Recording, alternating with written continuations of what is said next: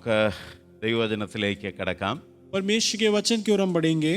തിമോത്തിയോസിന് എഴുതിയ രണ്ടാം ലേഖനം, दूसरा तिमोथियुस का पत्र, सेकंड तिमोथी, രണ്ടാമത്തെ അധ്യായം, दूसरा अध्याय, അതിന്റെ 15-ാമത്തെ വാക്യം. उसका 15वां कलम, second Timothy 2:15. Praise the Lord. परमेश्वर की स्तुति हो. പ്രസംഗം എങ്ങനെയായിരിക്കണം എന്ന് ഇവിടെ പറയുന്നു. प्रचार किस समान का होना चाहिए उसके बारे में यहाँ कहा गया है. ഒന്ന്, അത് സത്യവചനമായിരിക്കണം. पहले तो वो एक सत्य वचन रहना है അത് യഥാർത്ഥമായിട്ട് പ്രസംഗിക്കണം. और उसे ठीक रीति से हमें प्रचार करना है. അതിനകത്ത് മായം ചേരുവാൻ പാടില്ല. उसमें कोई भी मिलावट नहीं लाना है. അങ്ങനെ ചെയ്താൽ പ്രസംഗിക്കുന്നവർക്കൊരു ഗുണമുണ്ട്. ऐसे करे तो प्रचार करने वाले के लिए एक फायदा रहता है ലജ്ജിപ്പാൻ സംഗതിയില്ലാത്ത വേലക്കാരനായിട്ട് നിൽക്കാം. और वो इस समान का एक सेवक बनकर रह पाएगा जिसको कभी लज्जित ना होना पड़ेगा. അത് മാത്രമല്ല, ദൈവത്തിന് കൊള്ളാവുന്നവൻ ആയിരിക്കും. केवल इतना ही नहीं, परमेश्वर के लिए अच्छा या ठीक बना रहेगा. സത്യവചനം പ്രസംഗിക്കുക, सत्य के वचन को बताएं ദൈവത്തിന് കൊള്ളാവുന്നവനായിട്ട് നിൽക്കുക, और परमेश्वर को काम लाए करने पाए ऐसा बना रहे, ലജ്ജിപ്പാൻ സംഗതി ഉണ്ടാവുകയില്ല. और जो लज्जित ना हो पाएगा. സത്യവചനം നമ്മുടെ ഈ കാലഘട്ടത്തിൽ വളരെ കുറച്ചു മാത്രമേ യഥാർത്ഥമായി और പ്രസംഗിക്കുന്നുള്ളൂ. सत्य के वचन हमारे इन जमानों में बहुत ही कम प्रचार किया जाता है. അതുകൊണ്ട് തന്നെ പലയിടത്തും ആൾക്കാര് ലജ്ജിച്ച് തല താഴ്ത്തുന്നതും കാണുന്നു. और इसलिए हम कई बार लोगों को लज्जित होकर अपने शर्म की वजह से सर झुकाए खड़े रहते हुए देखते हैं. ദൈവമക്കളുടെ തല എവിടെ താഴ്ത്താമെന്ന് ഈ ലോകം ये അന്വേഷിച്ചുകൊണ്ടിരിക്കുകയാണ്. संसार के लोग यही तो खोजते हैं कि परमेश्वर के बच्चों का सर कहाँ झुका जाए. തല താഴാതെ ഇരിക്കണമെങ്കിൽ സത്യവചനം യഥാർത്ഥമായിട്ട് शर्म പ്രസംഗിക്കണം. से सर न झुकना है तो सत्य के वचन जैसा है वैसे ही प्रचार करना होगा. അതിനു മീതെ കടക്കുവാൻ യാതൊന്നുമില്ല. और उससे बढ़कर जाने के लिए और कोई बात ही नहीं रहती. നമുക്ക് തിമോത്തിയോസിന് എഴുതിയ രണ്ടാം ലേഖനം, दूसरा സോറി 1 തിമോത്തി 1:15. पहला तिमोथी 1:15, फर्स्ट तिमोथी 1:15. ആ,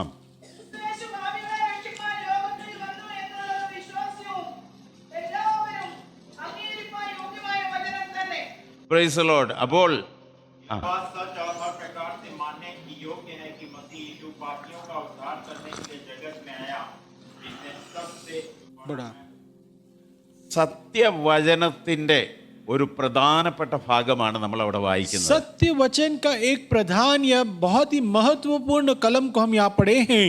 ഈ ക്രിസ്തുയേശു പാപികളെ രക്ഷിക്കുവാൻ ലോകത്തിൽ വന്നു. मसीह यीशु जो है पापियों को उद्धार देने के लिए इस जगत में आया. അത് എല്ലാവർക്കും വിശ്വസിക്കുവാനും അംഗീകരിക്കാനും പറ്റിയ और കാര്യമെന്നാണ്. ये बात सब लोग विश्वास कर पाए और ग्रहण कर पाए ऐसी बात है.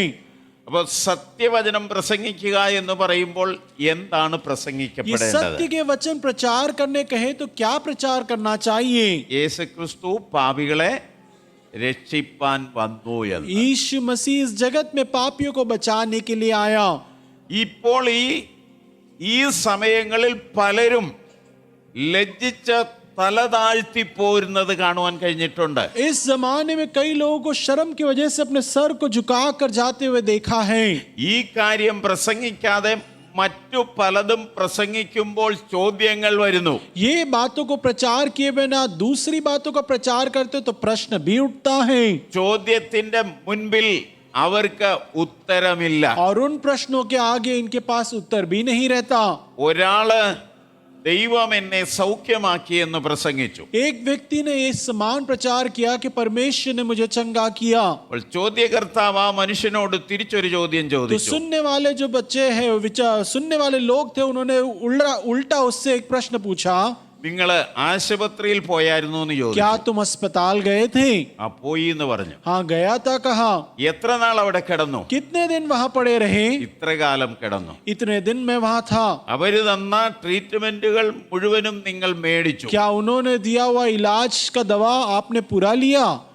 ഏറ്റവും നല്ല ഹോസ്പിറ്റലിൽ നിന്ന് സർവീസ് നിങ്ങൾ മേടിച്ചു. बहुत ही अच्छे अस्पताल का सेवा आपने उपयोग किया. അടുത്തത്, നിങ്ങൾ എന്തിന് കയ്യിൽ വടി പിടിക്കുന്നു? फिर हाथ में क्यों ये छड़ी रखा है? അപ്പൊ ആശുപത്രിയിൽ നിന്ന് പോന്നപ്പോൾ ഡോക്ടർ പറഞ്ഞു, ചിലപ്പം വഴി വീഴാൻ സാധ്യതയുണ്ട്, അതുകൊണ്ട് വീഴാതിരിക്കാൻ കയ്യിലൊരു വടിയും കൂടെ इसलिए പിടിച്ചോളാൻ പറഞ്ഞു. अस्पताल से जब गए तो डॉक्टर ने उनको कहा था कि एक लाठी हाथ में रखना, क्योंकि शायद चलते चलते गिर भी जाओगे। അപ്പൊ ആശുപത്രിയിൽ പോയി മരുന്ന് ചെയ്തു. अस्पताल गए, दवा पानी किया। ഡോക്ടർ പറഞ്ഞു വീഴാതിരിക്കാൻ വടിയും പിടിച്ചു डॉक्टर കൊള്ളുക. ने कहा गिर ना जाओ, इसलिए छड़ी को पकड़ कर रखना। ആ മീറ്റിംഗിൽ വടിയുമായിട്ടാണ് പോയത്. और उस जो सभा में लकड़ी को लेकर ही गया था। ചോദ്യത്തിന് മുമ്പിൽ തല താഴ്ത്തേണ്ടി വരുന്നു. और देखो, प्रश्नों के सामने अपने सर को भी झुकाना पड़ा। നമുക്കുണ്ടായ രോഗസൗഖ്യങ്ങളെ പ്രസിദ്ധപ്പെടുത്തുക എന്നുള്ളതല്ല സുവിശേഷ പ്രസംഗം. हमें जो बीमारी से चंगाई मिली उसकी प्रचार करना नहीं है सुसमाचार। യേശു ക്രിസ്തു പാപികളെ രക്ഷിക്കുവാൻ വന്നു എന്നുള്ളതാണ് സുവിശേഷ പ്രസംഗം. यीशु मसीह पापियों को छुड़ाने बचाने आया, यही तो है सुसमाचार। അത് വിശ്വാസ്യവും എല്ലാവരും അംഗീകരിപ്പാൻ യോഗ്യവുമായ സത്യം എന്ന് और ये പറഞ്ഞിരിക്കുന്നു. विश्वास के काबिल और सबको ग्रहण हो सके ऐसा एक संदेश है। അല്ലാതെ പ്രസംഗിച്ചാൽ ചോദ്യം വരുമ്പോൾ അവിടെ ഉരുളേണ്ടി വരും. वरन अगर तुम दूसरा प्रचार करो तो प्रश्न उठेगा, तो वहीं पे आपको गुलाटी खाना पड़ेगा। അങ്ങനെയെങ്കിൽ നിങ്ങൾ എന്തിന് കണ്ണാടി വെക്കുന്നു എന്ന ചോദ്യം ഉണ്ടായി. ऐसा भी प्रश्न उठता है कि फिर तुमने क्यों चश्मे पहने हैं? എന്നാൽ ദൈവത്തിൽ വിശ്വസിക്കാത്ത മനുഷ്യന്റെ മുൻപാകെ യേശു ക്രിസ്തുവിൽ കൂടെയുള്ള പാപമോചനവും രക്ഷയുമല്ലാതെ മറ്റൊന്നും പ്രസംഗിക്കുവാൻ ദൈവത്തിന്റെ വചനം വ്യവസ്ഥ ചെയ്യുന്നില്ല. और परमेश्वर का वचन ऐसा कोई व्यवस्था देता नहीं कि जिसने उद्धार ना पाया हो उसके सामने परमेश्वर के इस प्रेम के अलावा और कोई बात की प्रचार करें। യേശു ക്രിസ്തു ശിഷ്യന്മാരെ അയക്കുമ്പോഴും അതുതന്നെയാണ് പറഞ്ഞത്. यीशु मसीह ने अपने चेलों को भेजा, तभी भी तो यही बात कहा था। സ്വർഗരാജ്യം സമീപിച്ചിരിക്കുന്നു, മാനസാന്തരപ്പെട്ട സുവിശേഷത്തിൽ വിശ്വസിപ്പീൻ. स्वर्ग राज्य निकट हो चुका है, मन फिरा लो, सुसमाचार पे अपने विश्वास को बनाओ। പിന്നെ ഈ രണ്ടായിട്ട് അയക്കുന്ന കാര്യം നമ്മൾ और വായിക്കുന്നുണ്ട്. फिर हम देखते हैं कि दो दो के जोड़े में उनको भेजा जाता है। അവരോടും അത് തന്നെ പറഞ്ഞു, ഇത് വേണം പ്രസംഗിക്കാൻ. उनको भी यही कहा गया था, यही बात को तुम्हें प्रचार करना है। എന്നിട്ട് ഒരു കാര്യം കൂടി എക്സ്ട്രാ അവരോട് और പറഞ്ഞു. साथ में एक और बात उनको कह दिया, അവിടെ ആരെങ്കിലും രോഗികളുണ്ടെങ്കിൽ അവരെ സൗഖ്യമാക്കാൻ പറഞ്ഞു. वहां पे कोई बीमार है तो उन्हें चंगाई भी दे देना। പ്രസംഗിക്കാൻ പറഞ്ഞത് സുവിശേഷമാണ്. प्रचार करने के लिए सुसमाचार कहा गया। അവിടെ കേൾക്കുന്നവരുടെ കൂട്ടത്തിൽ രോഗിയുണ്ടെങ്കിൽ അവരെ സൗഖ്യമാക്കിക്കൊള്ളുക എന്ന് सुनने പറഞ്ഞു. वालों के बीच में अगर बीमार है तो उन्हें चंगाई भी देने कहा। അവര് പ്രസംഗവും സൗഖ്യമാക്കലും കഴിഞ്ഞ് തിരിച്ചു വന്നു. वो प्रचार कर कर चंगाई देकर वापस लौट आए। തിരിച്ചു വന്നപ്പോൾ എത്ര പേര് മാനസാന്തരപ്പെട്ടു എന്ന കണക്കല്ല അവർ യേശുവിനോട് പറഞ്ഞത്. और वापस आए तो यीशु के साथ उन्होंने ये हिसाब नहीं दिया कि कितने लोगों ने मन फिराया। രോഗി സൗഖ്യമായതും ഭൂതം പോയതുമാണ് അവർ കണക്ക് പറഞ്ഞത്. बीमार जो चंगे हुए, दुष्ट आत्मा जो निकले, उनके लेखा जोखे दिए। അപ്പൊ യേശു അവരോട് ഒരു കാര്യം പറഞ്ഞു, तब यीशु ने उनसे एक बात कहा, നിങ്ങൾ അതിൽ സന്തോഷിക്കണ്ട, तुम उसमें आनंद न मनाओ। നിങ്ങളുടെ പേര് ജീവന്റെ പുസ്തകത്തിൽ എഴുതിയിരിക്കുന്നത് കൊണ്ട് സന്തോഷിപ്പീൻ എന്നാണ് പറഞ്ഞത്. तुम्हारा नाम जीवन के किताब में लिखा गया है, उसे मानकर खुश हो जाओ। സുവിശേഷ പ്രസംഗത്തിന്റെ ലക്ഷ്യം, सुसमाचार प्रचार का लक्ष्य പാപികളുടെ പേര് ജീവന്റെ പുസ്തകത്തിൽ എഴുതുക എന്നുള്ളതാണ്. पापियों का नाम जीवन के किताब में लिखा जाए, वही तो है। ആ ലക്ഷ്യത്തിൽ നിന്ന് വ്യതിചലിക്കുന്നു എങ്കിൽ അത് സുവിശേഷ പ്രസംഗമേ അല്ല എന്ന് നമ്മൾ കരുതിക്കൊള്ളണം. उस प्रचार में से अगर तुम दूसरी ओर जाते हो तो ये समझ लो कि उस समाचार ही नहीं है। കേൾവിക്കാരെ ഇളക്കി മറിക്കുക എന്ന ലക്ഷ്യമല്ലാതെ മറ്റൊന്നുണ്ടാവുകയില്ല. അതിന് सुनने वालों को तुम उछल कूद कराओ, उसके अलावा और कोई लक्ष्य नहीं बनता। കൊറോണ വന്ന സമയം നമുക്കറിയാം. कोरोना आया वो समय हम सब जानते हैं। പ്രസിദ്ധരായ പലരും പ്രസംഗിച്ചു, തീ ഇറങ്ങുന്നുണ്ട്, അതങ്ങട്ട് കത്തിപ്പോകാന്നൊക്കെ और പറഞ്ഞു. प्रसिद्ध लोगों ने, कईयों ने प्रचार किया कि स्वर्ग से अग्नि निकलने वाला है, इसे भस्म कर देगा। പക്ഷേ തീയും ഇറങ്ങിയില്ല, ഒന്നും ഇറങ്ങിയില്ല. ഇവരെല്ലാവരും മാളത്തിനകത്തൊളിച്ച കാഴ്ചയാണ് നമ്മൾ കണ്ടത്. लेकिन हम सब ने देखा, ना तो स्वर्ग से अग्नि निकला, ना तो कोई भस्म हुआ। ये जो कहने वाले थे वो सब जाके बिल्ले में छुप गए। കർത്താവ് തീരുമാനിച്ചിട്ട് സംഭവിക്കുന്നതിനെ തീയല്ല, എന്തു വന്നാൽ എങ്ങോട്ട് പോകുന്ന प्रभु പറയുന്നത്. ने निर्णय लेकर जो बात को किया, उसको अग्नि नहीं और कुछ भी आ जाए कहां जाएगा। അതുകൊണ്ട് യേശു ക്രിസ്തു പാപികളെ രക്ഷിക്കുവാൻ ഈ ലോകത്തിൽ വന്നു എന്ന് പ്രസംഗിക്കാത്തത് ഒന്നും സുവിശേഷ പ്രസംഗമല്ല. इसलिए यीशु मसीह संसार या जगत में पापियों को उद्धार देने आया, ये बात का प्रचार ना हो तो वो सुसमाचार का प्रचार ही नहीं. അതിനകത്തു നിന്ന് ഒരിക്കലും നമ്മുടെ സന്ദേശങ്ങൾ വ്യതിചലിക്കപ്പെടുവാൻ പാടില്ല. और उस संदेश में से हम कभी भी चूके नहीं, भ्रमित ना हो जाएं. യേശു വന്നത് അതിനുവേണ്ടി മാത്രമാണ്. यीशु केवल इसी बात के लिए तो आया है, അല്ലാതെ എനിക്കോ നിങ്ങൾക്കോ മറ്റെന്തെങ്കിലും നേടിത്തരുവാനല്ല യേശു ഈ ഭൂമിയിലേക്ക് वरन വന്നത്. मुझे और आपको कुछ इस जगत में प्राप्त करवाने के लिए यीशु नहीं आए. പേരിന്റെ അർത്ഥം പോലും അത് തന്നെയാണ്. यीशु नाम का अर्थ भी तो यही है. തന്റെ ജനത്തെ അവരുടെ പാപങ്ങളിൽ നിന്ന് രക്ഷിപ്പാൻ ഇരിക്കൊണ്ട് അവന് യേശു എന്ന പേരിടണം. अपने लोगों को उनके पापों में से छुड़ाने के लिए आया है, इसलिए उसका नाम यीशु रखना है. എന്നാൽ ലോകത്തിലേക്ക് നോക്കിക്കെ എത്രയോ സങ്കടകരമായ കാര്യങ്ങളാണ് लेकिन जगत കാണുന്നത്. की ओर देखिए, कितने ही सारे दुख की बातें दिखती हैं. യേശു ജനിക്കുമ്പോൾ ഒരു കൂട്ടർക്ക് എന്ത് കേക്ക് മുറിച്ച് കഴിക്കണം, यीशु जन्म लिया, ये बात को सुनकर एक झुंड है जिसको केक काट कर खाना പുതിയ है, വസ്ത്രങ്ങൾ ധരിക്കണം, नए वस्त्रों को पहनना है. അങ്ങനെ പോകുന്നു ആഘോഷങ്ങൾ. ऐसे जाता है उनका पर्व. പിന്നെ യേശുവിന്റെ മരണവും അടക്കവും വരുമ്പോൾ അതും പോകുന്നു മറു സൈഡിൽ കൂടെ और ആഘോഷങ്ങൾ. साथ ही साथ उन लोगों को यीशु के मृत्यु और जी उठने की बातों में भी एक पर्व बनता है. എന്നാൽ ഈ കേക്ക് തീറ്റിയും അപ്പം തീറ്റിയുടെയും ഇടയ്ക്ക് യേശു വന്ന കാര്യം ലക്ഷ്യം മറന്നു പോകുന്നു. लेकिन ये केक खाने और ये रोटी तोड़ते उसके बीच में यीशु क्यों आया, वो लक्ष्य को भूल जाते हैं. എനിക്ക് തോന്നുന്നു ഈ വർഷം പുതിയൊരു സാധനം കണ്ടു. मैंने तो इस साल एक नया साधन भी देखा. അത് ചിലപ്പോൾ നിങ്ങൾ ചിരിക്കാറും, കൊഴിക്കട്ട ശരി. शायद तुम हंसोगे, जो केरल में कोड़ी कट्टा बोलते हैं उसका एक खाना. അത് എന്ത് ശരിയാണെന്ന് എനിക്കറിയത്തില്ല. और उसका क्या है इसके साथ कुछ पता नहीं मुझे. ഓരോ ദിവസങ്ങൾ പോകുന്തോറും ആഘോഷങ്ങൾ യേശുവിന്റെ പേരിൽ മാറി മാറി വരുന്നു. दिन प्रतिदिन जैसे जाता है, यीशु के साथ का जो पर्व का उल्लास है बदलता जा रहा है. യേശു ക്രിസ്തുവിന്റെ വരവിന്റെ ലക്ഷ്യം എല്ലാവരും മറന്നു यीशु പോവുകയാണ്. मसीह के आगमन का लक्ष्य सब लोग भूल जाते हैं. നമുക്ക് അതേ ലേഖനത്തിൽ തിമോത്തിയോസിന്റെ 1-ാം ലേഖനം 3-ാം അധ്യായത്തിന്റെ 16-ാമത്തെ വാക്യം फर्स्ट വായിച്ചു तिमोथी നോക്കാം. 3:16, पहला तिमोथियुस 3:16 पढ़े. ആ ആ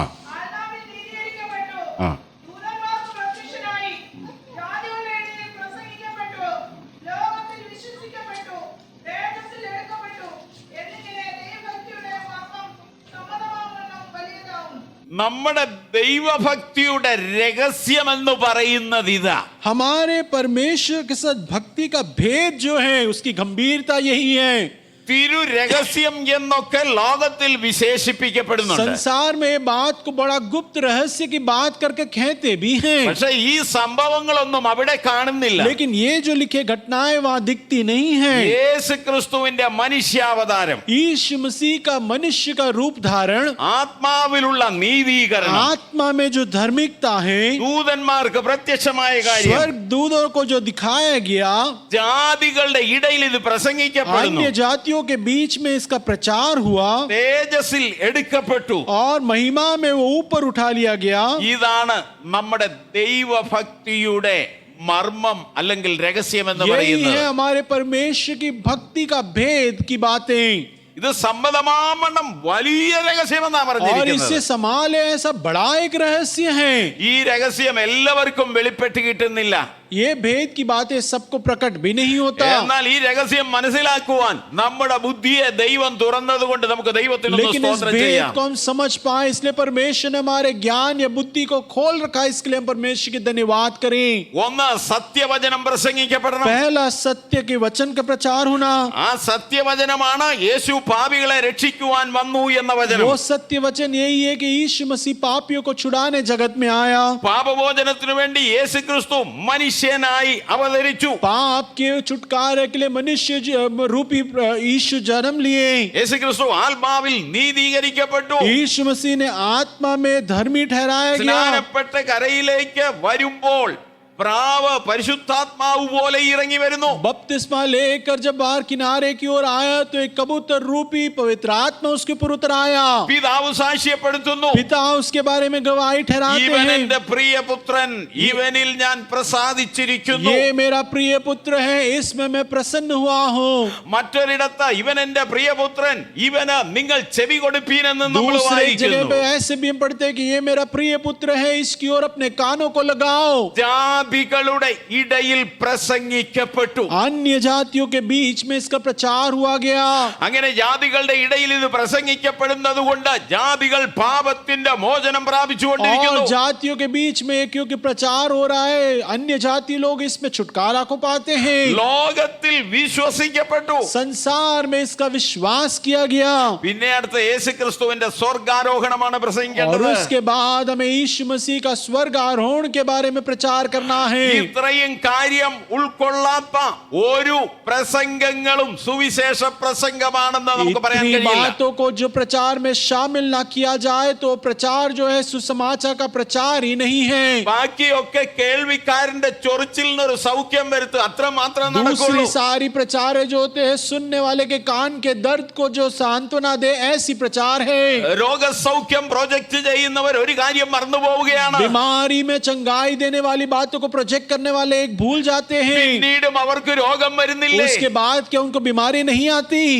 പിന്നെ മരണസമയത്തും ഏതെങ്കിലും അല്ല, ഉള്ള രോഗങ്ങൾ മുഴുവൻ വന്നു കയറിയിട്ടല്ലേ ഈ ശരീരത്തിൽ നിന്ന് ജീവൻ फिर വിട്ടുപോകുന്നത്. मृत्यु का समय आता है तो यही सारी बीमारी तो हमारे ऊपर हावी होती है ताकि हम इस देह को छोड़ जाएं. എവിടെയെങ്കിലും രോഗസൗഖ്യം നടന്നാൽ അതിനെ പ്രോജക്റ്റ് ചെയ്യുന്ന കാര്യത്തിൽ യേശു വിലക്കാണ് कहीं കൽപ്പിച്ചിട്ടുള്ളത്. पे भी अगर बीमारी की चंगाई हुई है तो यीशु को हम देखते हमेशा उसे कहते हैं कि उसको ज्यादा प्रभावित ना करें. ലെഗിയോൻ ബാധിച്ച മനുഷ്യനെ നമ്മൾ നോക്കുക. लेगियोन से जो भरा हुआ उस मनुष्य को देखें. ഞാനും കൂടെ പോരട്ടെ എന്ന് പറഞ്ഞു. मैं भी क्या साथ आ जाऊं कहा, पूछा അവനോട് പറഞ്ഞു നീ കൂടെ പോരിയേ വേണ്ടെന്ന് तो പറഞ്ഞു. उससे कहा तू मेरे साथ आना ही मत. അപ്പൊ അങ്ങനെ ഓരോരുത്തർക്കും സൗഖ്യം കൊടുത്തിട്ട് അവരോട് പറയുന്നേ ആരോടും മിണ്ടിപ്പോയേക്കരുതെന്നാ और इस പറയുന്നത്. समान ही हम देखते हैं कि एक एक को चंगाई देकर उन्हें यही कहते हैं किसी को ये बात ना कहना. ചുരുക്കം ചിലയിടത്തു മാത്രമേ നീ പോയി ഇതൊന്ന് സാക്ഷ്യപ്പെടുത്തിയേക്കാൻ कुछ പറയുന്നുള്ളൂ. कुछ जगहों में ही जाकर कहते हैं प्रभु यीशु मसीह के जाकर इसे गवाही ठहरा. ജന്മന കുരുടനായവന്റെ കണ്ണു തുറന്നത് യോഹന്നാന്റെ സുവിശേഷത്തിൽ നമ്മൾ जन्म से अंधा വായിക്കുന്നുണ്ട്. जो है उसको चंगाई देने वाले यूहन्ना के सुसमाचार में पढ़ते हैं. പിന്നെ അവനെ ഗ്രാമത്തിൽ വെച്ച് കണ്ടു. फिर उसे गांव में मिलता है. അവനെ വിളിച്ചോണ്ട് ഗ്രാമത്തിന് വെളിയിൽ പോയി യേശു. उसे लेकर गांव के बाहर यीशु जाता है അവനോട് പറഞ്ഞു ഈ കാര്യം നീ ആരോടും और പറഞ്ഞേക്കരുതെന്ന് उससे പറഞ്ഞു. कहा कि ये बात को तू यहाँ किसी को ना कहना. ഈ ഉണ്ടാകുന്ന രോഗസൗഖ്യം ആരോടും പറയരുതെന്ന് യേശു പറഞ്ഞപ്പോൾ നമുക്കിത് കൊട്ടിഘോഷിക്കണമെന്ന് എന്റെ നിർബന്ധം. या बीमारी से चंगाई मिली ये बात किसी को ना बताना अगर यीशु कहता है तो हम में क्या है कि हम ये बड़ाई में कह जाते हैं. അത് പ്രഘോഷിക്കുന്നത് കൊണ്ട് തീമിൽ നിന്ന് വ്യതിചലിച്ചു പോവുകയാണ്. और क्योंकि उसकी बहुत ज्यादा घोषणा करते हैं जो मुख्य संदेश है उसमें से हम भटक जाते हैं. ചെറുതെങ്കിലും വലുതെങ്കിലും കൺവെൻഷനുകൾ നടക്കുമ്പോൾ പ്രസംഗിക്കപ്പെടേണ്ടത് ഇത് മാത്രമാണ്. छोटा या बड़ा महासमाज सभा हो जाए तो यही बात की हमें प्रचार करना है. ഒരു പാപിയെങ്കിലും രക്ഷിക്കപ്പെടണം. एक पापी तो उद्धार पाए. കാരണം ഒരു ആത്മാവിന്റെ വില സർവ്വ ലോകത്തെക്കാളും വിലയേറിയതാണ്. क्योंकि एक आत्मा का जो कीमत है जगत के सारी बातों से ज्यादा बहुमूल्य है. അതുകൊണ്ട് യേശു ഒരു കാര്യം വിളിച്ചു और പറഞ്ഞു. इसलिए यीशु एक बात कहता है ഒരു മനുഷ്യൻ മുഴുവൻ ലോകവും നേടിയിട്ട് ആത്മാവിനെ നഷ്ടമാക്കിയാൽ അവൻ എന്ത് പ്രയോജനം? एक मनुष्य पूरे जगत को प्राप्त कर ले लेकिन अपने आत्मा को ही खो दे तो उसको क्या लाभ हुआ? ഇവിടെ ഇരിക്കുന്ന ഓരോരുത്തരെയും ആത്മാവിന്റെ വില ഭൂലോകത്തെക്കാൾ വിലയേറിയതെന്ന് ദൈവവചനം പറയുന്നു. परमेश्वर का वचन ये कहता है कि यहाँ बैठे हुए एक एक आत्मा जो है जगत से ज्यादा बहुमूल्य है. അതുകൊണ്ട് നിങ്ങളുടെ ആത്മാവിന്റെ വില മനസ്സിലാക്കി മുൻപോട്ട് ജീവിക്കണം. और इसलिए तुम अपने आत्मा की कीमत को पहचानते हुए आगे बढ़े. യേശു ക്രിസ്തുവിൽ കൂടെയുള്ള പാപമോചനം പ്രാപിച്ച നിത്യജീവന്റെ ഓഹരിക്കാരായി മാറണം. यीशु मसीह से जो हमने पाप से छुटकारा पाया है उसके हम धरोहर बन जाएं. അല്ലാതെ നമുക്ക് യാതൊരു ഒഴിവ് കഴിവുമില്ല. वरन हमें और कोई सरल राह नहीं है. തിമോത്തിയോസിന്റെ രണ്ടാം ലേഖനം तिमोथियुस का दूसरा पत्र രണ്ടാം അധ്യായത്തിന്റെ 8-ാമത്തെ വാക്യം दूसरा നമുക്ക് अध्याय വായിച്ചു का നോക്കാം. 8 2 Timothy 2 verse 8. ദാവീദിന്റെ സന്തതിയായി ജനിച്ച് മരിച്ചിട്ട് ഉയിർത്തെഴുന്നേറ്റിരിക്കുന്ന യേശുക്രിസ്തുവിനെ ഓർത്തുകൊള്ളുക. അതാകുന്നു എന്റെ സുവിശേഷം. അപ്പൊ സുവിശേഷം എന്താണെന്ന് ഇവിടെ പിന്നെയും കൃത്യമായി यहाँ പറയുക. सुसमाचार क्या है उसको और स्पष्टीकरण के साथ कहा गया है. ദാവീദിന്റെ സന്തതിയായി ജനിച്ച് മരിച്ചിട്ട് ഉയർത്തെഴുന്നേറ്റിരിക്കുന്ന യേശു ക്രിസ്തുവിനെ ഓർത്തുകൊള്ളുക, അതാണ് സുവിശേഷം എന്ന് പറയുന്നത്. यीशु मसीह को स्मरण रखो जो दाऊद के वंश में हुआ और मरे हुए में से जी उठा है, यही तो मेरा सुसमाचार है. ഇതിന്റെ അകത്ത് മറ്റൊരു കാര്യവും ഉൾപ്പെടുത്തിയിട്ടില്ല. इसके अंदर और कोई बात को शामिल ही नहीं किया गया है.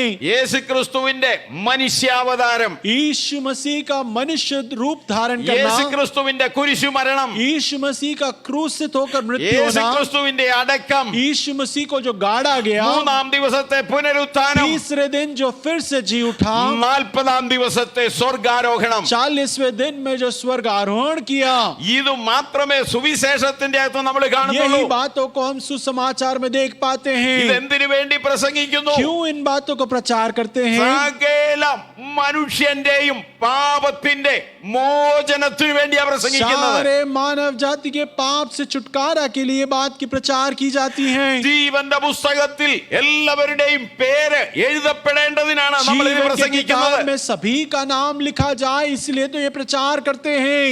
അല്ലാതെ മറ്റൊരു ലാഭത്തിനും നേട്ടത്തിനും വേണ്ടി അല്ല സുവിശേഷം वरन और പ്രസംഗിക്കുന്നത്. कोई लाभ या प्राप्ति के लिए प्रचार नहीं किया जाता सुसमाचार. ഒരുപക്ഷെ ഈ ലക്ഷ്യത്തിൽ നിന്ന് സഭകൾ വ്യതിചലിച്ചു പോയോ എന്ന് നമ്മൾ സംശയിക്കണം. हमें संदेह रखना पड़ेगा, क्या कलीसिया इन लक्ष्यों से चूक चुकी हैं?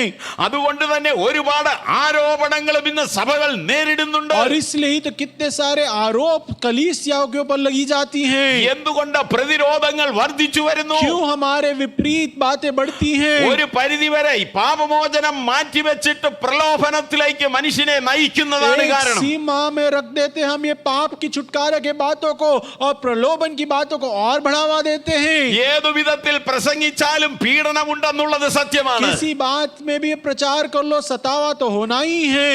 അങ്ങനെയൊന്നും ഒരു ആത്മാവിനെ പിടിച്ചോണ്ടുവരാൻ, ഒരാളെ രക്ഷിച്ചു കൊണ്ടുവരാൻ നമ്മളെ കൊണ്ട് കഴിയില്ല. और ऐसा नहीं बन सकता किसी आदमी को हम पकड़ कर ले आए उसको उद्धार दे दें. ഒരുവനെ രക്ഷിപ്പാൻ കഴിയുന്ന ക്രൂശിന്റെ വചനത്തിന് മാത്രമേ പറ്റത്തുള്ളൂ. एक व्यक्ति को उद्धार पाना है तो क्रूस में जो मृत्यु है उसी के द्वारा हो सकता है. വളഞ്ഞ വഴിയിൽ കൂടെ ആരെയും രക്ഷയിലേക്ക് നടത്തുവാൻ കഴിയില്ല. झुके हुए राह से किसी को भी उद्धार की ओर हम नहीं ला सकते. കേരളത്തിൽ കാക്കയെ പിടിക്കുന്ന ഒരു തന്ത്രമുണ്ട്. केरल में कौओं को पकड़ने वाला एक घटना होता है. അതെങ്ങനെയാണ് ഞാൻ നിങ്ങളോട് वो പറയാം. कैसे मैं आपको बताता हूँ. കാക്ക വെയിലത്ത് എവിടെയെങ്കിലും വന്നിരിക്കും. कौआ धूप में कहीं तो आकर बैठेगा അപ്പോൾ ഒരു സ്പൂൺ നിറച്ച ഗീ കൊണ്ടുപോകും. और तब एक चमची भरकर घी ले जाते हैं വെയിലത്തിരിക്കുന്ന കാക്കയുടെ തലയിലോട്ട് ഇതങ്ങോട്ട് വെച്ചു और ये കൊടുക്കും. धूप में जो बैठा कौवे के सर पे लगा देते हैं. വെയിൽ കൊണ്ട് ഈ നെയ്യ് അങ്ങോട്ട് ഉരുകും. और जो धूप लगते ही ये तेल पिघलना, घी पिघलना लगता അപ്പൊ है. തലേന്നുരുക്കി കാക്കയുടെ കണ്ണിലോട്ട് ഇത് വീഴും. और ये जो सर पे डाला हुआ जो घी है पिघल कर कौवे के आंख तक आता അങ്ങനെ है. കാക്കയുടെ കണ്ണ് കാണാൻ മേലാതെയാണ്. फिर कौवा देख नहीं पाता. അന്നേരം പോയി കാക്കയെ പിടിക്കും. तब जाके इसको पकड़ भी लेते हैं. ഞാൻ പറഞ്ഞത് നിങ്ങൾക്ക് മനസ്സിലായോ? और ये समझा क्या कैसे पकड़ते കത്തിയില്ലെന്നാ हैं? എനിക്ക് തോന്നുന്നത്. അത് തലയ്ക്കകത്ത് ഞാൻ പറഞ്ഞത് ശരിക്കും കത്തിയില്ലെന്നാ എനിക്ക് मेरे को തോന്നുന്നത്. मुझे समझ नहीं आया कि आपको समझ आया कि नहीं. ഈ നെയ്യ് വെക്കാൻ കാക്കയുടെ അടുത്ത് പോയപ്പോ കാക്കയെ പിടിച്ചാ പോരായിരുന്നോ? ये घी लगाने गए तब क्या कौवे को पकड़ नहीं सकते थे? ഈ നെയ്യ് കൊണ്ട് തലയെ വെക്കുന്ന സമയം വരെ കാക്ക അവിടെ അനങ്ങാതിരിക്കുകയല്ലായിരുന്നോ? ये घी क्या कौवे के ऊपर डालते तब तक कौवा हिले भी ना बैठा. അന്നാരം പിടിക്കാതെ വെയിൽ കൊണ്ട് ഉരുകി കണ്ണിലോട്ട് വീഴാൻ നോക്കിയിരിക്കുക. और तब तक ना पकड़ो और धूप लगकर घी आंख तक आए उसके लिए बाट जोते हो. ഞാൻ പറഞ്ഞതിന്റെ സാരം എന്തെന്നറിയോ? मैं कहने का सारांश क्या है? നിത്യജീവന്റെയും പാപമോചനത്തിന്റെയും സുവിശേഷം നേരിട്ട് തന്നെ അത് പ്രസന്റ് ചെയ്യണം. नित्य जीवन और पाप से जो छुटकारा का प्रचार है सीधा सीधा प्रचार करना है. അതിനുവേണ്ടി രോഗസൗഖ്യം അവതരിപ്പിച്ച അല്ലെങ്കിൽ മറ്റെന്തെങ്കിലും കടം മാറുമെന്ന് അവതരിപ്പിച്ചല്ല ഇത് പിടിക്കേണ്ടത്. वरन ऐसा ना कह दो कि बीमारी से चंगाई मिलेगा, कर्ज से छुटकारा मिलेगा और मुड़े हुए राह से जाओ. ചിലപ്പോൾ രോഗസൗഖ്യം ഉണ്ടായേക്കാം. शायद चंगाई मिल जाए, കുറച്ച് കഴിയുമ്പോൾ ആ സൗഖ്യമൊന്നും നടന്നെന്ന് വരികയില്ല. शायद कुछ समय के बाद वो चंगाई ना हो, കടം മാറിയെന്ന് വന്നേക്കാം. कर्ज शायद चुक जाए, हट जाए. എന്നാൽ കുറച്ച് കഴിയുമ്പോൾ അതിന്റെ ഇരട്ടി കടമായിരിക്കും कुछ വരുന്നത്. समय के बाद दुगना कर्ज शायद आ जाए. അന്നേരം ഈ വിശ്വാസം പോയി പോകുമെന്നേ. तब ये विश्वास उनका डगमगा जाएगा। യേശുവിന്റെ ക്രൂശിന്റെ ചുവട്ടിൽ ആരൊക്കെ ഉണ്ടായിരുന്നു എന്ന് നമ്മൾ ചിന്തിച്ചു നോക്കണം. यीशु के क्रूस के तले कौन कौन था, हम जरा सोच कर देखें। പാപത്തിന്റെ മോചനം പ്രാപിച്ച ചില സഹോദരിമാര് മാത്രമേ ഉണ്ടായിരുന്നുള്ളൂ. पाप से छुटकारा पाए हुए कुछ बहनें ही थे वहां पे। അവിടെ എന്താ പറയാ, ലെഗിയോൻ ബാധിച്ച സൗഖ്യമായവനെ ഒന്നും അവിടെ കണ്ടില്ല. वहां लेगियोन से छुटकारा पाया हुआ व्यक्ति को नहीं दिखता। അപ്പം വർദ്ധിപ്പിച്ച വിശപ്പടക്കിയ മനുഷ്യരെ ആരെയും കണ്ടില്ല. रोटियों को बढ़ाकर भूख हटाए हुए मनुष्य नहीं दिखे। സൗഖ്യം പ്രാപിച്ച കുഷ്ഠരോഗികളെ ഒന്നും ക്രൂശിന്റെ ചുവട്ടിൽ കാണുന്നില്ല. कोड़े वाले लोग नहीं दिखे क्रूस के तले। പാപത്തിന്റെ മോചനം പ്രാപിച്ചവർ മാത്രമാണ് ആ ക്രൂശിന്റെ ചുവട്ടിൽ കാണുന്നത്. जिससे छुटकारा पाया वही लोग को क्रूस के तले हम देख पाते ഒരു हैं। പ്രത്യേക സാഹചര്യത്തിൽ ശിഷ്യന്മാരെല്ലാം ഓടിപ്പോയി. एक विशेष संदर्भ में चेले सब भाग गए। എന്നാൽ നിത്യജീവന്റെ മൊഴി കണ്ടെത്തിയവരായതുകൊണ്ട് പിന്നെയും പതിയെ പതിയെ അടുത്തടുത്ത് വന്നു. वरन नित्य जीवन के श्रोता को उन्होंने देखा था, इसलिए धीरे धीरे उसके समीप आ गए। അങ്ങനെ യോഹന്നാനും ആ ക്രൂശിന്റെ ചുവട്ടിലുണ്ട്. ऐसे यूहन्ना भी उस क्रूस के तले हैं। ക്രൂശിൽ കിടന്ന യേശു ഒരു കാര്യം പറഞ്ഞു. क्रूस पे पड़ा हुआ यीशु एक बात ഈ कहता है। യോഹന്നാനോട് പറഞ്ഞു, ഇതാ നിന്റെ അമ്മ. यूहन्ना से कहते ये तेरी माँ है। അപ്പോൾ മുതൽ യോഹന്നാൻ മറിയയെ തന്റെ വീട്ടിൽ ചേർത്തു എന്ന് तब എഴുതിയിട്ടുണ്ട്. से हम देखते हैं कि यूहन्ना ने मरियम को अपने घर में शामिल कर लिया। പാപത്തിന്റെ മോചനം പ്രാപിച്ച് पाप से छुटकारा पाए हुए ക്രൂശിന്റെ ചുവട്ടിൽ നിൽക്കുന്നവര് മാത്രമേ എന്തെങ്കിലും ഉത്തരവാദിത്വം ദൈവത്തിൽ നിന്ന് കിട്ടുകയുള്ളൂ. क्रूस के तले अगर जो बैठे हैं उन्हीं को परमेश्वर के द्वारा कुछ तो फर्ज या कर्तव्य मिलेगा। അല്ലാതെ ആർക്കും കിട്ടണമെന്നൊരു നിർബന്ധവുമില്ല. वरन किसी को कुछ मिल जाएगा कोई जिद नहीं। എനിക്ക് രോഗസൗഖ്യം ഉണ്ടായിട്ടുണ്ട്. मुझे बीमारी से चंगाई मिली है। ഒരുപക്ഷെ ദൈവത്തോട് കൂടുതൽ അടുത്ത് വരാൻ हो വേണ്ടിയായിരുന്നിരിക്കാം. सकता है परमेश्वर के और करीब आने के लिए होगा। അത് ശരിയാ. ഇപ്പം വേറെ പലതുകൊണ്ട് वो ठीक है, अब तो कई सारे बातें हो गई। പ്രാർത്ഥിച്ചിട്ടൊന്നും ഒരു സൗഖ്യവും വരുന്നില്ല. प्रार्थना कर कर कोई चंगाई नहीं मिलता, ചെറിയൊരു ആശ്വാസം കിട്ടുന്നുണ്ട്. थोड़ा सा सांत्वना मिलता है। എന്നാൽ പാപമോചനവും നിത്യജീവനും എന്ന കൺസെപ്റ്റ് നമ്മുടെ അകത്തുണ്ടാകണം. लेकिन पाप से छुटकारा अनंत जीवन के जो समझ है हमारे दिलों के भीतर होना है। ഈ ശരീരം ഇവിടെ അഴിഞ്ഞു പോകുന്നതാണെന്നുള്ള ഉറപ്പ് നമുക്കുണ്ടാവണം. ये शरीर यही गल जाएगा, इसकी दृढ़ता हम में होनी है। ഇതിനകത്ത് വെച്ചിരിക്കുന്ന ഈ ആത്മാവിനെ നിത്യതയിൽ എത്തിക്കണമെന്ന ഉറപ്പ് നമുക്കുണ്ടാവണം. यहाँ इसके अंदर जो आत्मा को प्रभु ने दिया है उसे अनंतता में पहुंचाने की एक दृढ़ता होनी है। ആ ഉറപ്പുള്ള മനുഷ്യനെ സംബന്ധിച്ച് രോഗത്തിന്റെ സൗഖ്യമോ സൗഖ്യമാകാതിരിക്കോ ഇതൊന്നും ബാധകമേ അല്ല. और ऐसे व्यक्ति के लिए संसार में चंगाई मिले, कोई फायदा मिले, उससे कोई लेन देन नहीं होता। സൗഖ്യമാകുന്നെങ്കിൽ സൗഖ്യമാകട്ടെ, चंगाई मिला तो मिले, ഇല്ല എങ്കിൽ വേണ്ട. नहीं तो അത് चलेगा। സഹിപ്പാനുള്ള കൃപ ഈ Amen. മൺകൂടാരത്തിലേക്ക് ദൈവം പകർന്നു തരൂ. उसको सहन करने के लिए जो अनुग्रह चाहिए ये मिट्टी के शरीर में प्रभु उतार कर देगा। അതാത് സമയത്ത് വേണ്ടുന്ന വിടുതലുകൾ തമ്പുരാൻ കൽപ്പിച്ചു തരും. जो जो समय में छुटकारा चाहिए प्रभु हमें उस समय में देता रहेगा। നമ്മുടെ നിത്യജീവൻ എന്ന കാഴ്ചപ്പാടിൽ നിന്ന് ഒരിക്കലും നമ്മൾ വ്യതിചലിക്കരുത്. हमारे अनंत जीवन का जो दृष्टिकोण है उसमें से हम कभी चूक ना जाएं। യഥാർത്ഥമായ സത്യസുവിശേഷം പ്രസംഗിക്കാത്തത് കൊണ്ട് ജനം വഴിവിട്ടു പോവുകയാ. सचमुच का सत्य के सुसमाचार नहीं प्रचार करते इसलिए लोग भटक जाते हैं। അതിന്റെ ഒരു ദോഷം എന്താണെന്ന് പറയട്ടെ. उसकी एक खामी क्या है कहूं क्या? അനുഗ്രഹം എവിടെ കിട്ടും എന്ന് അന്വേഷിച്ചു പോകുന്ന തലമുറയാണ് ഇന്നുള്ളത്. आशीष या भलाई कहाँ मिलेगी उसकी खोज करते हुए जाने वाली एक पीढ़ी आ गई है। ഒരു കൂട്ടം ജനം വിചാരിക്കുന്ന ഏതെങ്കിലും ഒരു മലയിൽ ചെന്നാൽ അനുഗ്രഹം കിട്ടും, एक झुंड ऐसा सोचता है कोई पर्वत के ऊपर चढ़ जाऊं तो वहां आशीष मिलेगा, അല്ലെങ്കിൽ ഒരു പ്രത്യേക സ്ഥലത്ത് ചെന്നാൽ അനുഗ്രഹം या ഉണ്ടാകും. विशेष जगह जाऊं तो अनुग्रह मिलेगा।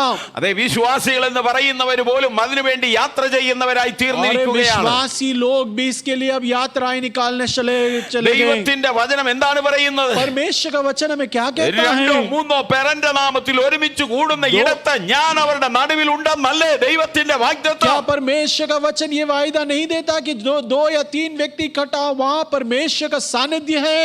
അഹമ്മദാബാദിൽ നിന്ന് യാത്ര ചെയ്ത് മുംബൈയിലെത്തിയാൽ അവിടെ ദൈവ സാന്നിധ്യം ഉണ്ടെന്നാണോ പറഞ്ഞത്? अहमदाबाद से क्या मुंबई जाओगे तभी तुम्हें परमेश्वर का सानिध्य मिलेगा क्या? രണ്ടോ മൂന്നോ പേർ ഒരു മരത്തിന്റെ മൂട്ടിൽ കൂടിയാലും അവിടെ ദൈവ സാന്നിധ്യമുണ്ട്. दो या तीन व्यक्ति एक पेड़ के नीचे इकट्ठा हो जाए, वहां पे भी प्रभु का सानिध्य है। നമ്മുടെ വീട്ടിലെ ഒരു മുറിയിലാണ് കൂടുന്നതെങ്കിലും അവിടെയും ദൈവത്തിന്റെ സാന്നിധ്യമുണ്ട്. हमारे घर के कमरे में इकट्ठा हो रहे तो वहां पे भी प्रभु का सानिध्य है। നമ്മുടെ ദൈവം സർവശക്തനും സർവവ്യാപിയുമാണ്. हमारा परमेश्वर सर्वव्यापी और सर्वशक्तिमान है। ഏതെങ്കിലും ഒരു സ്റ്റേറ്റിൽ മാത്രം ഒതുങ്ങി നിന്ന് അവിടേക്ക് തേടി പോകേണ്ട ഗതി നമുക്കില്ല. किसी एक प्रदेश में ही परमेश्वर का सानिध्य है, उसकी खोज में वहां जाने का हमें जरूरत ഈ नहीं। ദൈവത്തിന്റെ സാന്നിധ്യമാണ് നമ്മുടെ അകത്തേക്ക് പകർന്നു ये തന്നിരിക്കുന്നത്. परमेश्वर का सानिध्य ही तो हमारे अंदर परमेश्वर ने उंडेल कर दिया है। ക്രിസ്തുയേശു നിങ്ങളുടെ ഉള്ളിലുണ്ടെങ്കിൽ मसीह यीशु आपके दिलों में है तो പാപം സംബന്ധിച്ച് ശരീരം മരിക്കേണ്ടതെങ്കിലോ पाप के लिए ये शरीर को मरना ही है। ആത്മാവ് സംബന്ധിച്ച് ഇത് പുനരുത്ഥാനം ചെയ്തു വരും. आत्मा के साथ ये पुनरुद्धारण करेगा। ഈ ധാരണ നമ്മുടെ ഹൃദയത്തിന്റെ അകത്തുണ്ടാകണം. ये धारणा हमारे दिलों में और मनों में बना रहे। നമ്മുടെ അകത്ത് ക്രിസ്തുയേശു ഉണ്ട്. हमारे अंदर मसीह यीशु है। അവന്റെ രക്തം കൊണ്ട് നമ്മൾ നീതീകരണവും ശുദ്ധീകരണവും उसके लहू के പ്രാപിച്ചവരാണ്. द्वारा हम धार्मिक और शुद्धिकरण को प्राप्त किए हैं തേജസ്കരണത്തിനായി കാത്തിരിക്കുന്നു. और तेजस्करण के लिए हमें बाट रखा गया है। ഈ യാത്രക്കിടയിൽ വേണ്ടതെല്ലാം അവിടുന്ന് നമുക്ക് വേണ്ടി കരുതിക്കൊള്ളും. इस यात्रा में हमें उसके बीच में जो कुछ चाहिए वो प्रभु देख लेगा। അതുകൊണ്ട് പൗലോസിന്റെ പ്രസംഗ വിഷയം और इसलिए पौलुस का प्रचार का विषय കൊരിന്ത്യർക്ക് എഴുതിയ ഒന്നാം ലേഖനം कुरिन्थियों को लिखा पहला पत्र 1:23 നമുക്ക് സുപരിചിതമായ വാക്യമാണ്. 1 Corinthians 1:23 ഞങ്ങൾ ആ ക്രൂശിക്കപ്പെട്ട ക്രിസ്തുവിനെ പ്രസംഗിക്കുന്നു. ആ. യഹൂദന്മാർക്ക് ഇടർച്ചയും ജാതികൾക്ക് ഭോഷത്വമെങ്കിലും യഹൂദന്മാരാകട്ടെ യവനന്മാരാകട്ടെ വിളിക്കപ്പെട്ട ഏവർക്കും ദൈവശക്തിയും ദൈവജ്ഞാനവുമായ ക്രിസ്തുവിനെ തന്നെ. परंतु हम तो उस क्रूस पर चढ़ाए हुए मसीह का प्रचार करते हैं। ബസ് മതി ഞങ്ങൾ ക്രൂശിക്കപ്പെട്ട ക്രിസ്തുവിനെ പ്രസംഗിക്കുന്നു. हम तो उस क्रूस पर चढ़ाए हुए मसीह का प्रचार करते हैं। പൗലോസിന് പാപമോചനം അതുകൊണ്ടാ കിട്ടിയത്. पौलुस को पाप से छुटकारा इसी से तो मिला। പേര് ജീവപുസ്തകത്തിൽ എഴുതപ്പെട്ടത് അങ്ങനെയാ. जीवन की किताब में ऐसे ही तो उसका नाम लिखा गया। ദൈവത്തിന്റെ ശത്രുവായി ജീവിച്ചവൻ ദൈവത്തിന്റെ മിത്രമായത് അങ്ങനെയാണ്. परमेश्वर का शत्रु ठहराए हुआ मित्र ऐसे ही तो बना। അനവധിയായ പൗലോസിന്റെ പാപം മോചിച്ചു കിട്ടിയത് ഇങ്ങനെയാണ്. अनगिनत पाप जो पौलुस ने किए उसमें से छुटकारा उसे ऐसे ही तो मिला। പൗലോസ് പറയുകയാണ് ഞങ്ങൾ ക്രൂശിക്കപ്പെട്ട ക്രിസ്തുവിനെ പ്രസംഗിക്കുന്നു. पौलुस जो है हमें इसी समान कहता है कि हम जो है क्रूसित हुए यीशु के बारे में प्रचार करते ഇതിൽ हैं। നിന്ന് നമ്മുടെ സന്ദേശം വ്യതിചലിച്ചു പോകരുത്. इसमें से हमारा संदेश भटक ना जाए। എന്നാൽ അത് വ്യതിചലിച്ചു പോകുന്നത് വളരെ സങ്കടകരമാണ്. और इसमें से हम भटक जाते हैं, बहुत दुख की बात है।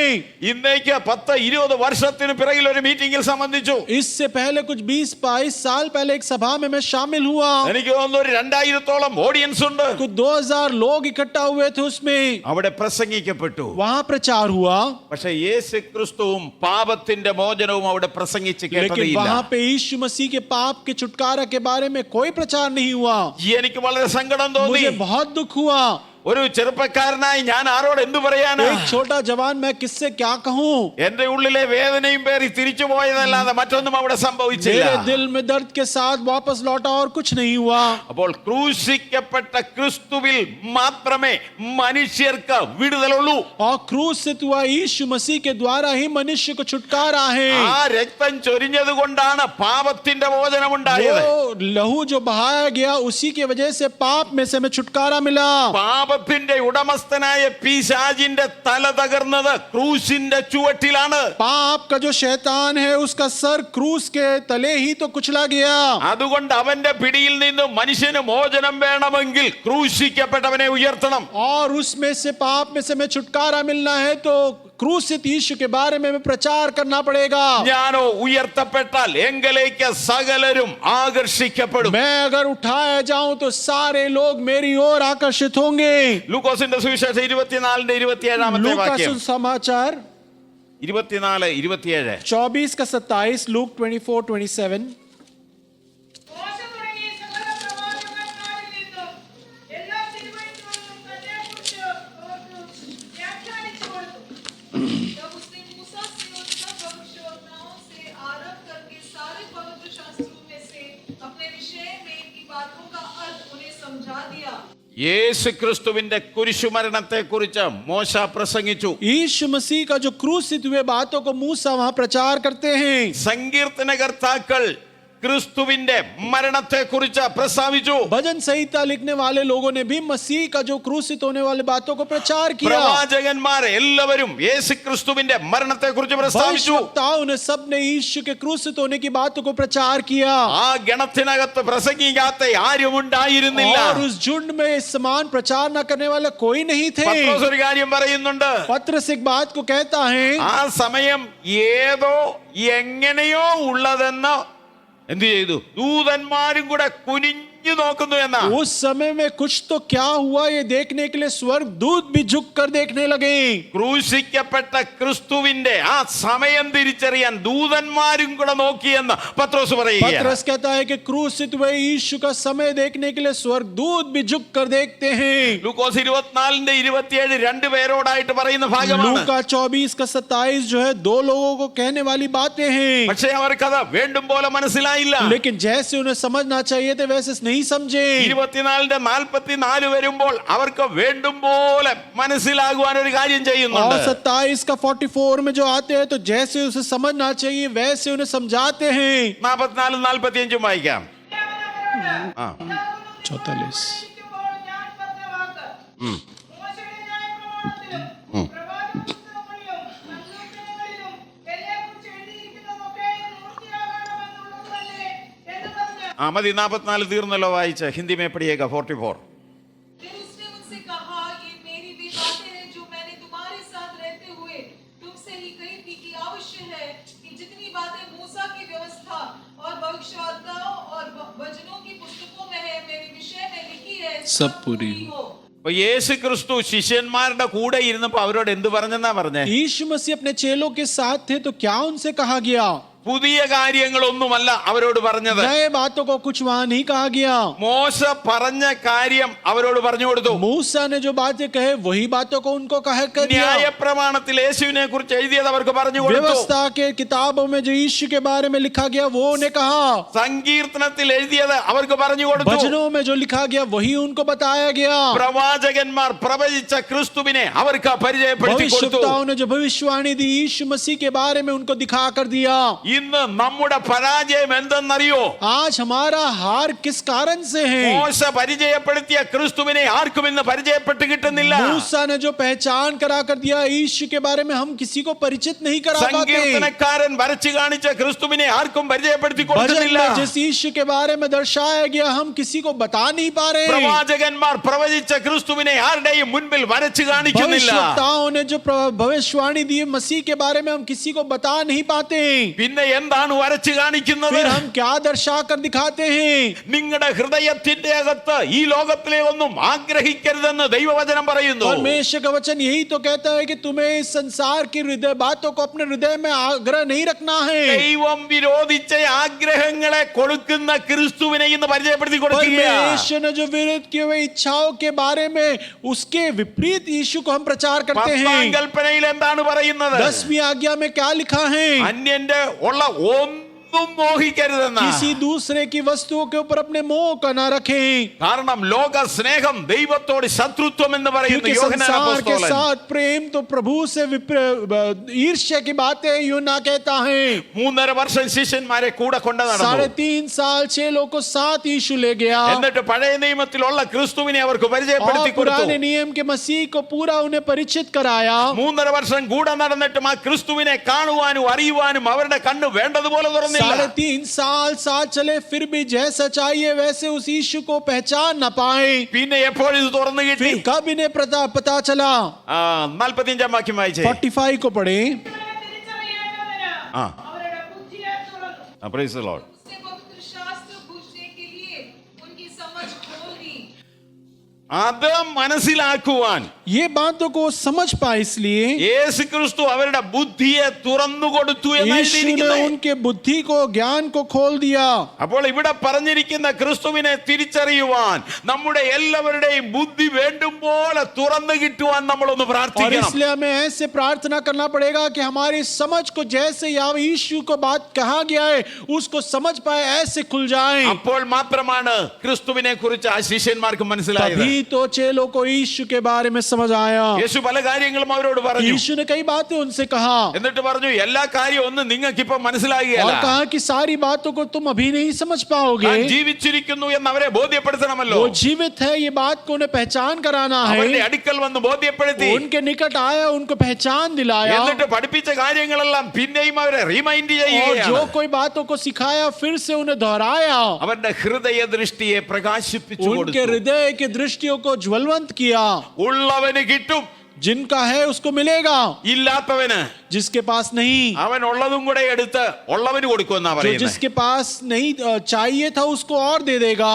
എപ്പോഴും നമുക്ക് ദൈവസന്നിധിയിൽ ഒരു हर പ്രാർത്ഥനയുണ്ടാവണം. समय हम परमेश्वर की सन्निधि में एक प्रार्थना रखें। പഴയ നിയമത്തിൽ പരിചയപ്പെടുത്തിയ ക്രിസ്തുവിനെ തിരിച്ചറിയാൻ കണ്ണു തുറക്കണമേ. पुराने नियम में जो मसीह के बारे में पहचान दिलाया उसको पहचानने के लिए मेरे आंखों को खोल दे।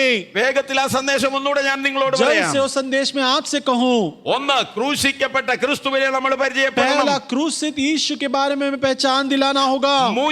മോശയുടെ ന്യായ പ്രമാണത്തിൽ എഴുതിയിരിക്കുന്ന ക്രിസ്തുവിനെ നമ്മൾ मूसा പരിചയപ്പെടണം. के व्यवस्थाओं में जो मसीह के बारे में लिखा है उसको हम परिचित कराएं। പ്രവാചകന്മാർ പരിചയപ്പെടുത്തിയ ക്രിസ്തുവിനെ നമ്മൾ പരിചയപ്പെടണം. भविष्यवक्ताओं ने जिसकी पहचान दिलाई उस मसीह के बारे में प्रचार करें। സങ്കീർത്തന പുസ്തകത്തിൽ എഴുതിയിരിക്കുന്ന ക്രിസ്തുവിനെ നമ്മൾ भजन പരിചയപ്പെടണം. में लिखे हुए यीशु के बारे में हम पहचान दिला पाएं। ഒരാളെ കൂടെ പരിചയപ്പെടുത്തി ഞാൻ एक और അവസാനിപ്പിക്കുകയാണ്. व्यक्ति को परिचित कराकर मैं യേശു समाप्त करूं। ക്രിസ്തുവിന് മുന്നോടിയായി സ്നാപക യോഹന്നാൻ വന്നു. यीशु के पहले जो बपतिस्मा देने वाला यूना आया, ആ യോഹന്നാൻ പരിചയപ്പെടുത്തിയ ക്രിസ്തുവിനെയും നമ്മൾ പരിചയപ്പെടണം. उस यूना ने परिचित किया हुआ यीशु को हम परिचित हो जाएं। യോഹന്നാൻ സ്നാപകന്റെ മീറ്റിംഗ് സ്ഥലത്തൂടെ യേശു കടന്നുപോയി. यूना जो बपतिस्मा दे रहा है उनकी सभाओं के बीच में से यीशु जाता അപ്പോൾ है। യോഹന്നാൻ സ്നാപകൻ വിരൽ ചൂണ്ടി യേശുവിന് നേരെ तब यूना बपतिस्मा ने अपनी उंगली को बताया यीशु के പറഞ്ഞു, पास, ഇതാ ലോകത്തിന്റെ പാപത്തെ ചുമക്കുന്ന ദൈവത്തിന്റെ Amen. കുഞ്ഞാട് എന്ന് കാണിച്ചു देखो കൊടുക്കുകയാണ്. ये जो संसार ये जगत के पाप को अपने कंधे में उठाने वाला परमेश्वर का मेमना। നമ്മൾ ഏത് ക്രിസ്തുവിനെ ലോകത്തിന് കാണിച്ചു കൊടുക്കണം? हम जगत को किस यीशु को बताकर देना है? ലോകത്തിന്റെ പാപത്തെ ചുമക്കുന്ന ദൈവത്തിന്റെ കുഞ്ഞാടായ ക്രിസ്തുവിനെയാണ് ഞാൻ നിങ്ങളും जगत പരിചയപ്പെടുത്തുന്നത്. के पाप को जिसने अपने ऊपर उठाया वो परमेश्वर का मेमना उस यीशु को हमें परिचित कराना है। അതിനുശേഷം കിട്ടുന്നതൊക്കെ മേടിച്ചോട്ടെ. उसके बाद जो कुछ मिलता है खा लो, सामना कर लो। ഒരു മനുഷ്യന്റെ ജീവിതത്തിലെ ഏറ്റവും പ്രധാനപ്പെട്ട കാര്യം അതാണ്. एक मनुष्य के जीवन का सबसे प्रधान बात यही है, യേശു ക്രിസ്തുവിൽ കൂടെ പാപത്തിന്റെ മോചനം, यीशु मसीह के द्वारा पाप से छुटकारा, രക്ഷയുടെ നിർണയം പ്രാപിക്കുക, उद्धार के निर्णय को हम प्राप्त करें, നിത്യജീവന്റെ ഉടമയായി തീരുക. अनंत जीवन के मालिक हम बन जाएं। അതിനൊറ്റ വഴിയേ ഉള്ളൂ. उसके लिए एक ही राह है। പൗലോസ് പറയുന്ന ക്രൂശിക്കപ്പെട്ട ക്രിസ്തുവിനെ നമ്മൾ പ്രസംഗിക്കുക. पौलुस ने कहा उस क्रूसित यीशु के बारे में हम प्रचार कर पाएं, എല്ലാവരും വിശ്വസിപ്പാൻ യോഗ്യമായ സത്യം അതാണ്. सभी विश्वास कर पाए ऐसा एक सत्य की बात यही है। അതുകൊണ്ട് ഞാൻ ഇങ്ങനെ പറയുകയാണ്, इसलिए मैं इस समान कहता हूं, ചരിത്രത്തെ AD എന്നും BC എന്നും രണ്ടായി തിരിച്ചത് യേശു ക്രിസ്തുവിന്റെ കുരിശുമരണ പുനരുത്ഥാനമാണ്. यीशु मसीह का क्रूस और पुनर्जीवन की बातें ही तो है जिसने इतिहास को AD और BC में भेद किया। പാപത്തിന്റെ മോചനത്തിനു വേണ്ടി യേശു കുരിശിൽ മരിച്ചുയർത്തു എന്നത് ചരിത്ര സത്യമായി അവശേഷിക്കുന്നു. पाप के छुटकारे के लिए यीशु क्रूसित हुआ, जी उठा, ये तो चरित्र में सत्य ठहराया गया है। നമ്മൾ ജനിച്ച ദിവസവും മരിക്കുന്ന ദിവസവും ക്രിസ്തു വർഷത്തിലാണ് രേഖപ്പെടുത്തുന്നത്. हम जो जन्म लिए और मृत्यु हुए हैं वो मसीह के वर्ष में हुआ है। നമുക്ക് ഉപേക്ഷിക്കാൻ കഴിയാത്ത സത്യമാണത്. हम कभी ना त्याग पाए, यही तो सत्य बात है ये। അതുകൊണ്ട് ആരെങ്കിലും ഈ യേശുവിനെ സ്വീകരിക്കാത്തവർ ഇവിടെ ഉണ്ടെങ്കിൽ, इसलिए यीशु को न स्वीकारने वाला यदि कोई यहाँ बैठा है तो പാപത്തിന്റെ മോചനത്തിനു വേണ്ടി ക്രൂശിൽ മരിച്ച, पाप के छुटकारे के लिए जो क्रूसित हुआ, മൂന്നാം ദിവസം പുനരുത്ഥാനം ചെയ്ത് तीसरे दिन जो फिर से जी उठकर പോയതുപോലെ മടങ്ങി വരുമെന്ന് പറഞ്ഞ് जैसे गया वैसे ही वापस आऊंगा जिसने कहा, സ്വർഗ്ഗാരോഹണം ചെയ്ത യേശു ക്രിസ്തുവിന്റെ നാമത്തിലുള്ള പാപമോചനം പ്രാപിക്കുവാൻ സമർപ്പിച്ചു स्वर्ग കൊടുക്കാം. आरोहण किया वो उस यीशु मसीह के नाम में पाप के छुटकारों को आज स्वीकार कर पाए। ദൈവം നിങ്ങളെല്ലാവരെയും ധാരാളമായി प्रभु आप सबको അനുഗ്രഹിക്കട്ടെ. भरपूरी से आश्रित ഈ करें। വചനങ്ങളാൽ കർത്താവ് നമ്മെ इन ധാരാളമായി वचनों के द्वारा അനുഗ്രഹിക്കട്ടെ. परमेश्वर में भरपूर